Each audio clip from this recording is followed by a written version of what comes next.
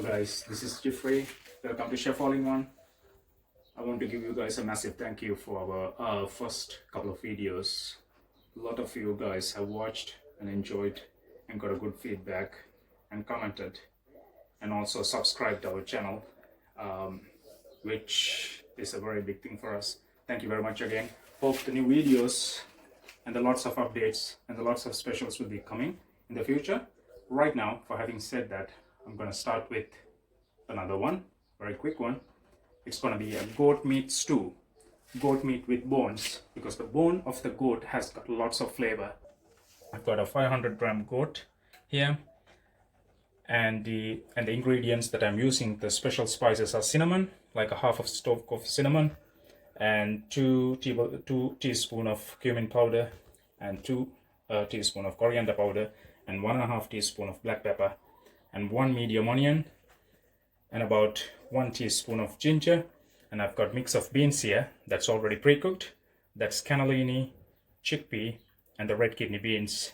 And also I've got 4 cloves of garlic that's not finely chopped but slightly chopped.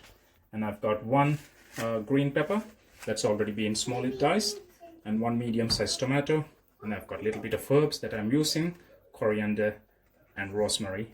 And I've got 2 medium-sized potatoes that has been diced, and I've got 2 carrots that's been diced, and 1 whole broccoli. And I'm going to use a little bit of salt, pepper as seasoning, and olive oil, and 1 cup of coconut milk. So let's go ahead and get started. You will need a slightly bigger pot for this because it's going to be a stew, and a couple of tablespoons of olive oil. Let it get heat up a little bit. Straight away you want to add onions,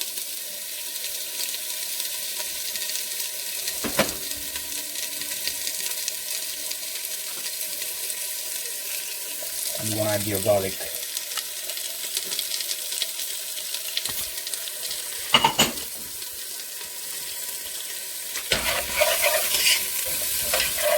Okay.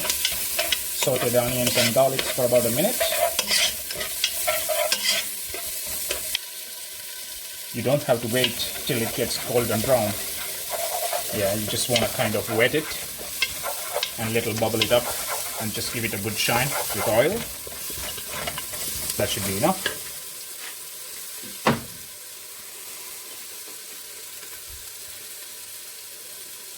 Then you will go ahead and add the meat into it.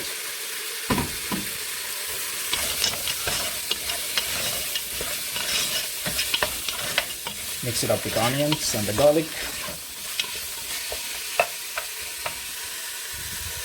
and let it cook in the let it cook in the medium heat for about 2 to 3 minutes. The meat has been cooking for about 3 minutes now. The next step is to add my dry spices: black pepper, coriander, cumin, and cinnamon stalks. All 4 of them. Mix it up well together.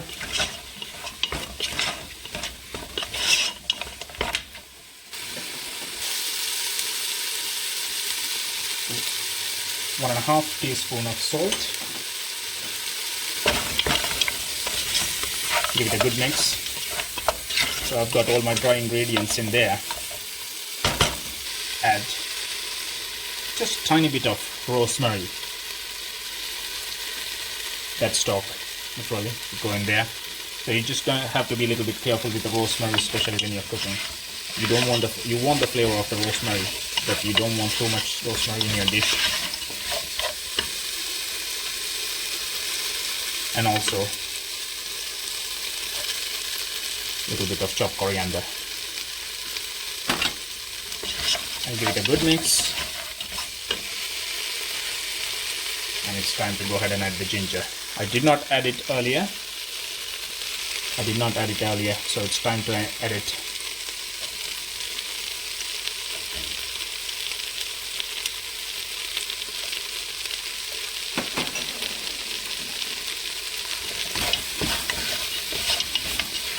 That's one ingredient that I did not mention to add. That's actually a little bit of rice flour that you need to mix it up with just a tiny bit of water. This is how it looks like.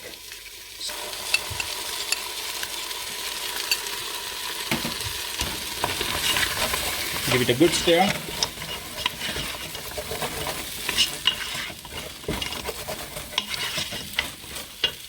And immediately add 2 cups of water.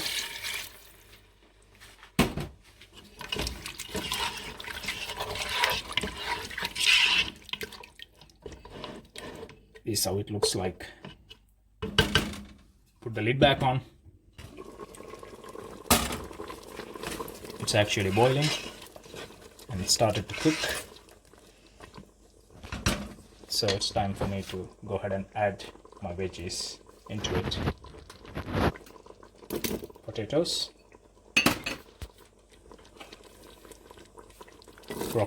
carrots, broccoli,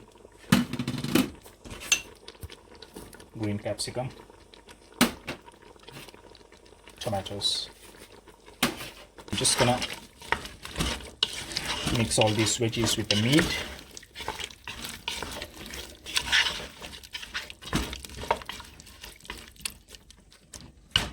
Put the lid back on and start adding your coconut milk with 2 cups of water. So altogether I have added 4 cups of water. So I added 2 before and 2 now. So it's 4 cups of water. Just give it a good mix. And it's time for me to add my mix of beans and rest of the coriander. And to finish it up, I'm gonna add 2 tablespoons of soy sauce.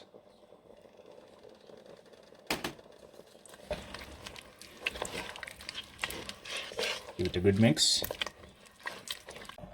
I'm checking back on my stew after 20 minutes.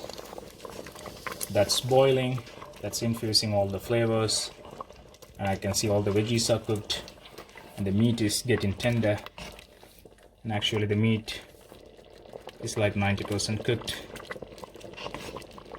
and I want it to be cooked further 5 more minutes. And here I got my garnish ready for the stew. I'm gonna make croutons, so I'll have a bread, butter, and a mix of dry herbs. And also I'm gonna be using dried onions. It's actually crispy onions to finish off this. So let's go ahead and get it started. So I've got my pan here ready, and I need this to be high heat. So as you can see it's actually passing the middle heat and it's actually reaching the high heat. I need this pan to be really hot in order to do these croutons. So if you want to do it, this is for 1 serve. So if you want to do more, you're gonna have to multiply it by how many do you want. So I'm gonna be adding my bread. Let it sit there for about 1 minute. All right. My bread is actually crisping it up now. It's been sitting there for about 1 minute. So I'm using salted butter for this. And if you're using just a normal butter, please add a sprinkle of salt into it, just to get a little bit of saltiness flavor. So I'm gonna add the butter, just add right on the top of it. And also I'm gonna add the dry herbs all around it. So if you can do the tossing, you can do the tossing a little bit. Otherwise, just use a wooden spoon. Just give it a good mix. You don't want to burn the bread, but you want to get actual crunchiness of it and just a golden brown.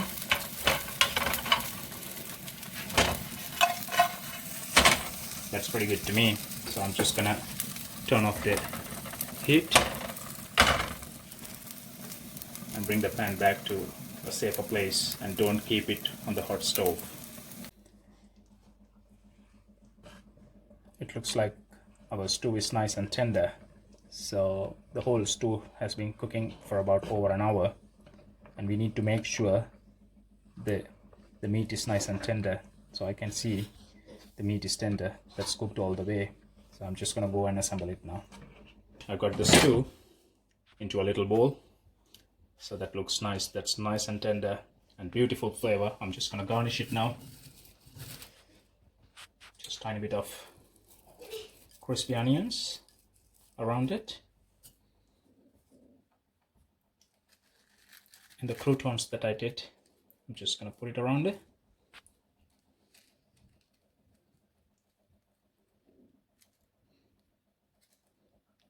Yeah, don't be shy with the croutons. It looks yum.